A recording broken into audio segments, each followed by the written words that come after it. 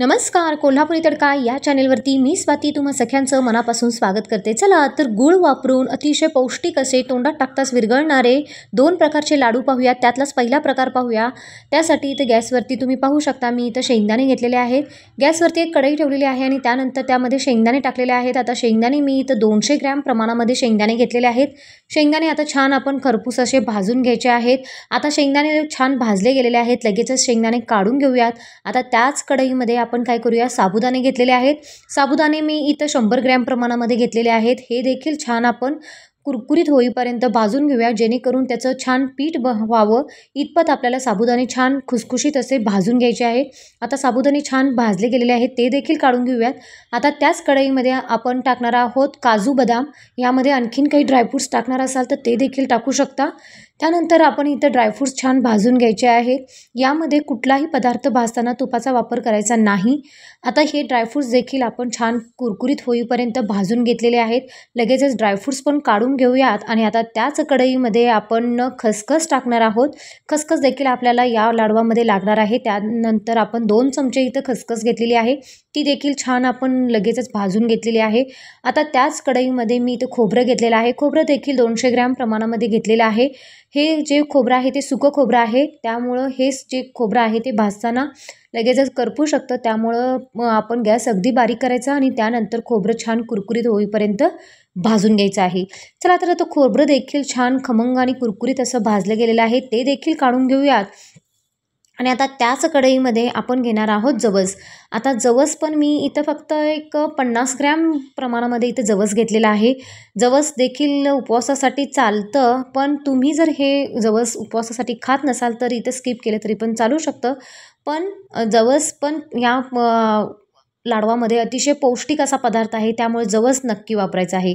चला तर त्यानंतर आपण इथं सगळे हे पदार्थ छान कुरकुरीत खमंग भाजून घेतलेले आहेत. आता काय करायचं, हे थोडेसे काय करायचे थंड होऊ द्यायचं. आता आपण मिक्सरमध्ये हे सगळं साहित्य टाकणार आहोत. आता बघू शकता आपण इथे जे खोबरं घेतलेलं आहे ते खोबरं काही मिक्सरमध्ये टाकायची गरज नाही, हाताने चुरडलं तरी देखील चालू शकतं. चला आता हे सगळे पदार्थ आपण काय करूया, एक एक करून मिक्सरमध्ये टाकून घेऊयात. खोबरं पण आपण फक्त बाजूला काढून ठेवूयात. सर्वप्रथम आपण इथं साबुदाणा आपण बारीक करून घेऊया. म्हणजेच काय, साबुदाणा आपल्याला थोडासा वेगळ्या स्टेपसाठी लागणार आहे, त्यामुळं आपण साबुदाणा थोडासा पहिल्यांदा बारीक करून घेऊया. बघा इथं मिक्सरच्या भांड्यामध्ये मी साबुदाणा टाकलेला आहे आणि एकदम पीठ होईपर्यंत बारीक करून घेतलेला आहे. आता ते मी एका डिशमध्ये काढून ठेवणार आहे, बाजूला काढून ठेवलेलं आहे. आता त्यानंतर आपण एक एक करून जे काही पदार्थ यामध्ये घेतलेले आहेत आपण ते सगळे एक एक करून मिक्सरमधनं बारीक करून घ्यायचे. म्हणजे थोडंसं घबरं ठेवलं तरी पण चालू शकतं, म्हणजे जाडसर असं वाटण करून घ्यायचं, अगदी पीठ होईपर्यंत बारीक करायचं नाही. चला तर आता शेंगदाणे पण बारीक करून घेऊया. त्यानंतर आपण इथं काजू बदाम जवस जे काही घेतलेलं आहे ते सगळं इथं बारीक करून घेतलेलं आहे. आणि त्यानंतर खोबरं जे काय आहे ते फक्त मी हातानं चुरडून घेतलेलं आहे, त्याला काय बारीक मिक्सरमध्ये करायची काही गरज नाही. चला तर त्यानंतर हे सगळं आपण मिक्स करून घेतलेलं आहे. आता त्यानंतर मी जे साबुदाणा आहे तो जो पीठ केलेला आहे आपण ते एका मिक्सरच्या भांड्यामध्ये काढून घेतलेला आहे. आता त्यानंतर मी इथे घेतलेला आहे खजूर. आता आपण इथे गुळाचा पण वापर करणार आहोत आणि खजूरचा देखील. खजूर आणि गुळ आपलं हे दोन्ही प्रमाण एक आहे. आता खजूर मी इथं 200 ग्रॅम प्रमाणामध्ये घेतलेला आहे आणि इथं मी गुळ देखील 200 ग्रॅम प्रमाणामध्ये घेणार आहे. आता काय करूया, या साबुदाण्याच्या पिठामध्ये हे थोडं थोडं करून आपण काय करूया, हे जे खजूर आहे ते सगळं काय करूया मिक्स करूया. म्हणजे थोडंफार प्रमाणात मिक्स करायचं. यातलं देखील मिश्रण त्यामध्ये थोडंसं मिक्स करायचं आणि मिक्सरला फिरवून घ्यायचं. असं का करायचं, कारण सगळ्या बाजूने आपलं जे खजूर आहे ते व्यवस्थित लागेल आणि छान असं बारीक पण होऊन जाईल. चला तर आता हे सगळं आपण काय करायचं, थोडं थोडं करून खजूर आणि आपण जे काही बाकीचं मिश्रण आहे ते एकत्र करून आपण हे सगळं मिक्स करून घेणार आहोत. आता बघू शकता सगळं मिक्स झालेलं आहे. आता याचे काही लाडू वळता येणार नाही, त्यामुळं आपण काय करायचं, यामध्ये गूळ मिक्स करायचं आहे. आता मी जेवढ्या प्रमाणामध्ये खजूर घेतलं होतं तेवढ्याच प्रमाणामध्ये गूळ घेतलेला आहे. दोन्ही प्रमाण एक ठेवलं तरी चालू शकतं, किंवा गूळ नुसतं वापरलं तरी चालू शकतो, किंवा खजूर पण वापरलं तरी देखील चालतं. चला तर आता थोडंसं गूळ टाकल्यानंतर सगळं त्याचं टेक्स्चर म्हणजे पूर्ण लाडवाचं आपल्याला जसं मिश्रण हवं आहे तसं त्याचं मिश्रण तयार झालेलं आहे. तुम्ही बघू शकता छान एकदम मऊसूत असं हे मिश्रण सगळं तयार झालेलं आहे. आता काय करूया, सगळं एकजीव करून घेऊया आणि त्यानंतर आपण छोटे छोटे ह्याचे लाडू वळून घेऊयात.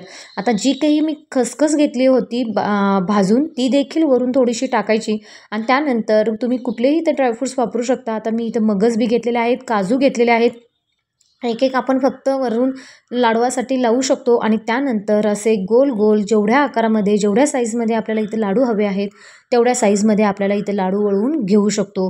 चला तर आता इथं सगळं प्रमाण जे काही आपण साबुदाणे, ड्रायफ्रूट्स, खोबरं, जवस जे काही घेतलं होतं ते सगळं माझं इथं 400-500 ग्रॅम प्रमाणामध्ये झालं होतं. तेवढ्याच प्रमाणामध्ये गूळ आणि आपलं म्हणजे खजूर ह्या दोन्हीचं प्रमाण झालं पाहिजे. दोन्ही प्रमाण एक असेल तरच छान लाडू आणि मऊसूत लाडू होतात. लहानांपासून मोठ्यांपर्यंत सगळेजण आवडीनं हे लाडू खातील आणि उपवासाच्या काळामध्ये असा एक जरी लाडू खाल्ला तर दुसरं काही खायची गरज नाही. असे हे एकदम खुसखुशीत आणि मऊसूत तोंडात टाकताच विरघळणारे हे लाडू आपले हे उपवासाचे लाडू बनून तयार होतात. यातलेच काही पदार्थ तुम्ही उपवासाला जर खात नसाल तर इथे स्किप केलं तरी देखील चालू शकतं. चला तर आता तुम्हाला यातलाच एक लाडू मी फोडून देखील दाखवते. तुम्ही बघू शकता अतिशय मऊसूत आणि अगदी सुंदर टेक्स्चरचा असा हा आपला उपवासाचा लाडू इथं बनून तयार झालेला आहे.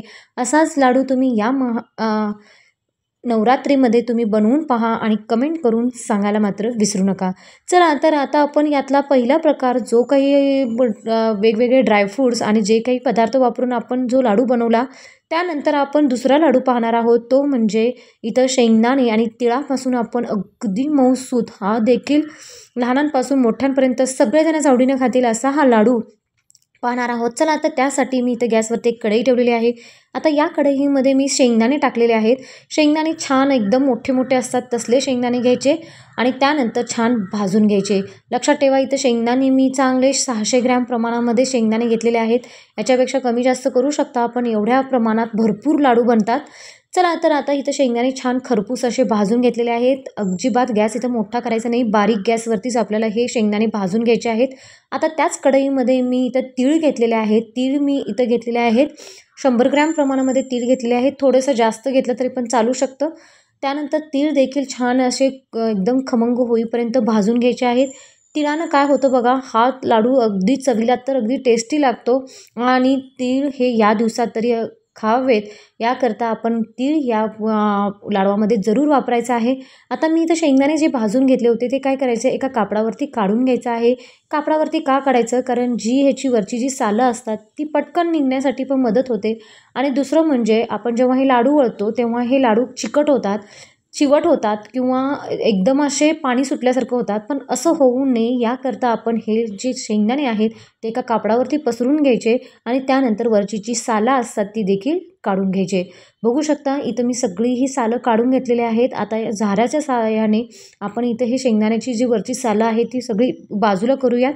म्हणजे काय होईल, त्यातला जो लाडवाला कलर येणार आहे तो अतिशय सुंदर कलर येईल. याकरता आपण ही वरची सालं जी आहे ती काढून घेऊयात. चला तर आता ही सगळी सालं काढून घेतलेली आहेत. एका डिशमध्ये मी सगळं हे काढून घेतलेलं आहे. आता काय करूया, मिक्सरचं एक भांडं घ्यायचं आणि त्यानंतर या भांड्यामध्ये आपण हे सगळे शेंगदाणे काय करायचे, बारीक करून घ्यायचं.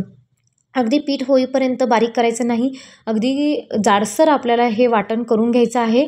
म्हणजे याचं मिक्सरमध्ये आपण कमी जास्त मोडवरती मिक्सर ठेवून आपल्याला काय करायचं आहे, हे शेंगदाणे बारीक करून घ्यायचे आहेत. आता बघू शकता इथं अशा पद्धतीने आपण हे सगळे शेंगदाणे बारीक करून घ्यायचं आहे.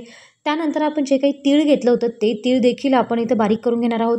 तीळ अगदी जाडसर ठेवलं तरी पण चालू शकतं, नाही बारीक केलं तरी देखील चालू शकतं. असंच जरी तीळ टाकलं तरी पण चालणार आहे, कारण तीळ आपण छान खमंग भाजून घेतलेले आहेत. चला तर आता तीळ देखील छान मी थोडंसं अर्धकच्चं बारीक करून घेतलेलं आहे. आता त्यानंतर मी यामध्ये वापरणार आहे गूळ. आता गूळ कितपत घ्यायचा, जेवढे आपण शेंगदाणे घेतले होते तेवढाच गूळ घ्यायचा आहे. लक्षात ठेवा इथं जे प्रमाण असतं म्हणजे शेंगदाणे गुळाचं जे काही प्रमाण आहे ते दोन्ही बरोबर ठेवायचं, म्हणजे आपला जो लाडू बनणार आहे तो खूप छान आणि सुंदर बनतो. कमी जास्त थोडंसं आपण यामध्ये गूळ थोडासा कमी करू शकतो, पण बरोबर ठेवलं तर लाडू अतिशय छान असे बनतात. आणि इथं बघू शकता हे सगळं गूळ मी मिक्स करून घेतलेलं आहे. पण गूळ मिक्स केल्यानंतर हे काही मिश्रण आपल्याला लाडवासाठी तयार होत नाही. त्याकरता काय करायचं, आपण इथं थोडंसं मिक्सरमध्ये टाकायचं मिश्रण आणि मिक्सरमध्ये थोडंसं फिरवून घ्यायचं. अगदी कमी जास्त मोडवरती करायचा मिक्सर आणि त्यानंतर फिरवून घ्यायचं. लगेचच आपण जेव्हा हे मिश्रण मिक्सरमध्ये टाकून फिरवून घेतो त्यावेळी त्याचं पूर्ण बँडिंग बदलून जातं. बघू शकता अगदी सुंदर असा त्याला कलर देखील आलेला आहे आणि पूर्ण छान मिश्रण अगदी आपलं लाडवासाठी इथंच तयार झालेलं आहे. बघू शकता मी हातावरती तुम्हाला दाखवते. अगदी मऊसूत असं आपलं हे मिश्रण तयार झालेलं आहे. अशा पद्धतीने हे मिश्रण सगळं एकजीव करून घ्यायचं आणि त्यानंतर आपण छोटे छोटे आपल्याला जेवढ्या साईजचे लाडू हवे आहेत तेवढ्या साईजचे लाडू इथं वळवून घ्यायचे. लक्षात ठेवा यामध्ये कुठलाही पाक केलेला नाही किंवा तूप वापरलेलं नाही, तरी देखील याचं बँडिंग अतिशय सुंदर आलेलं आहे, तुम्ही पाहू शकता. चला तर अशा पद्धतीने आपण इथे सगळे लाडू वळून घ्यायचे आहेत. बघू शकता अगदी सहज एका हाताने देखील हे लाडू वळले जातात. म्हणजे मिश्रण अगदी सुंदर झालेलं आहे. जे शेंगदाणे असतात ते भाजून घेण्याची प्रक्रिया जी आहे ती पण व्यवस्थित असायला हवी. गुळाचं प्रमाण पण योग्य असायला हवं आणि त्यानंतरच आपले हे लाडू हे छान असे गरगरीत आणि गोल अगदी मऊसूत हे लाडू बनण्यासाठी मदत होणार आहे. शेंगदाणे भाजण्याची जी पद्धत आहे ती मात्र योग्य असली पाहिजे. अगदी जास्त करपवायचं पण नाही आणि कच्चेही ठेवायचे नाहीत.